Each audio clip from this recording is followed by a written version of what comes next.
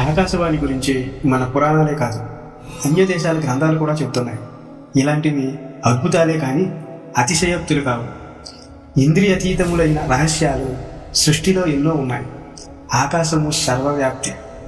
అది కలగని చోటు నింగిలోనైనా భూగర్భంలోనైనా తుదకు సముద్రాంతముందైనను లేదు. ధ్వని ఏ మూల పుట్టినా ఆకాశగతమవుతుంది. శ్రీకృష్ణ చరిత్రలో ఎన్నో వింతలు కలవు. అవి మన అల్పబుద్ధికి అందనంత మాత్రాన కల్పితాలని మృక్కుడి పురాణాలని త్రోసివేయటం సమంజసం కాదు. శూన్యం నుండి భావం పుట్టదు. భాగవతమైనది ఆకృతి నొందక మానదు. నిజం నిలకడ మీద తెలుస్తుంది. మధుర రాజ్యంలో వృష్ణి వంశీయులు నివసిస్తూ ఉన్నారు. వీరికి గోవులే ధనం, గోరక్షలే వృత్తి, గోక్షీరదాలే రసవత్తరమైన ఆహారం. వారి ఆహారం రసవత్తరం అయినందున వారంతా చాలా బలవంతులై ఉంటారు. ఆ రాజ్యము బల పరాక్రమాలకు ప్రసిద్ధికెక్కింది. మధుర నుండి 4 దిశలకు 4 రాజమార్గాలు ఉన్నాయి. మధుర నగరమునకు పశ్చిమ భాగాన బృందావనం కలదు.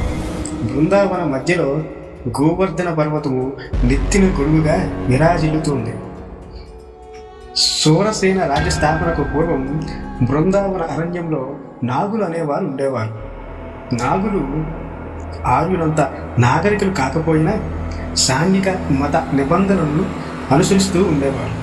వారు నాగసర్పములను పూజించి ఈ కారణంగానే నాగులు అని పిలువబడుతున్నారు.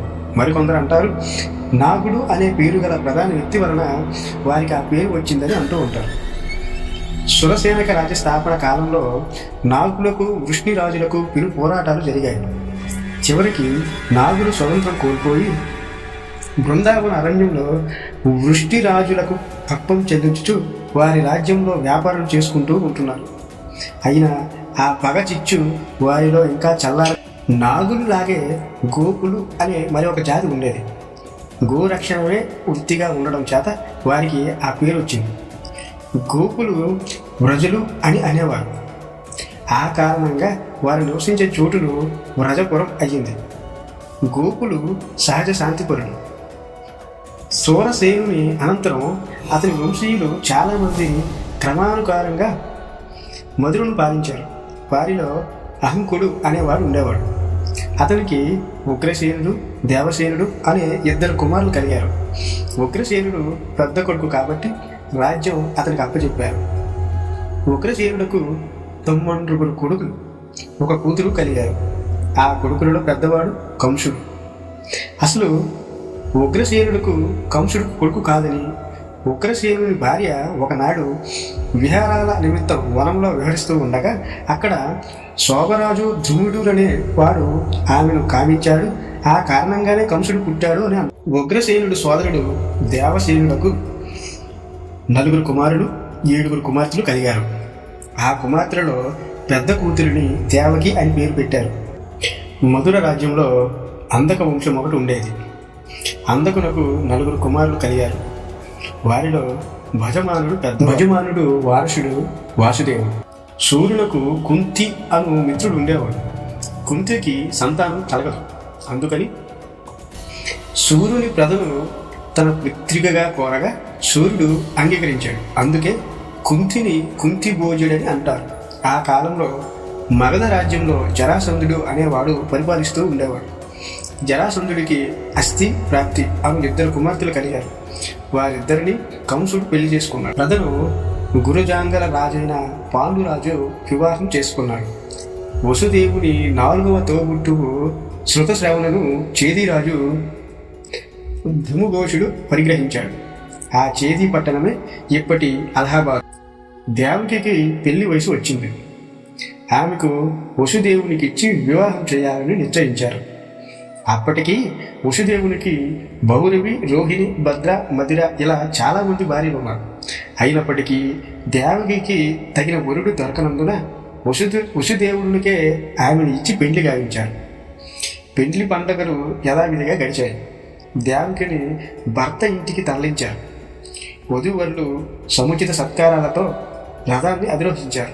చెల్లిని సంతోషపెట్టడానికి కంసుడు రథసారథ్యం వహించి రథాన్ని నడిపాడు.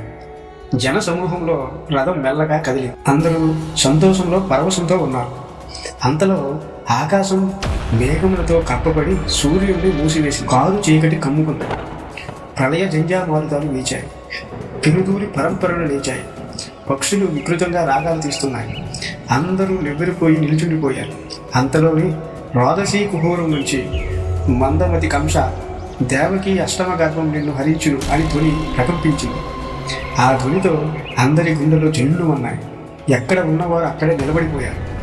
కంసుడు క్రోధమూర్ఛితుడై రథము నిలిపి కత్తి పట్టుకుని లెగిసి దేవకి జుట్టు పట్టుకుని ఈడ్చి ఆమె తలని తెగవేయాలని చూస్తున్నాడు. జనులందరూ బిగ్గరగా అరవడం మొదలుపెట్టారు. అది చూచి వసుదేవుడు, కంస, చావు పుట్టుకలు ప్రాణకోటికి సహజం, దానికి పడిపడి ఇలా చేయడం తప్పు. నువ్వు చేస్తున్నది నిన్ను పాపకోపంలో తోస్తుంది. కర్మానికి ఫలం తప్పదు. నా మాట విని ప్రౌర్యమును దయా దాక్షిణ్యపరుడివై ఆమెను రక్షించు అని ప్రాధేయపడ్డాడు.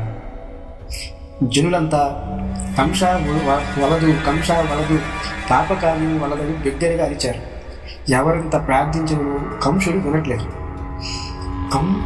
కంసునిలో మార్పు రాకపోవడంతో అది గ్రహించిన వసుదేవుడు ముప్పు తప్పించుకోవడం మంచిది, బ్రతికితే శుభములు పడియను అని, కంస ఆకాశవాణి వింటివి కదా, అది నమ్మిదివి కదా, ఆ పలుకులు బట్టి నీకు దేవకి వలన అపాయం లేదు కదా, దేవకీదేవి 8వ కాన్పు నిన్ను హరించునని ఆకాశవాణి పలికింది. దేవకిని చంపడం ఎందుకు? ఆమెకు జన్మించే బిడ్డలందరూ నీ చేతుల్లోనే ఉంటారు అని జాలిగా ప్రాధేయపడ్డాడు. వసుదేవుడు సత్యం తప్పడని కంసునికి తెలుసు. అతని మాటలకు కంసుని మనస్సు కొంచెం మెత్తబడింది. అంతలోనే మేఘాలు విరిశాయి. సరిగాల్పులు వదిలిపోయాయి. రవికాంతి ప్రకాశించింది. జనులందరూ స్వస్థచిత్తులై వధూవరులను దీవించి వెళ్ళిపోయారు.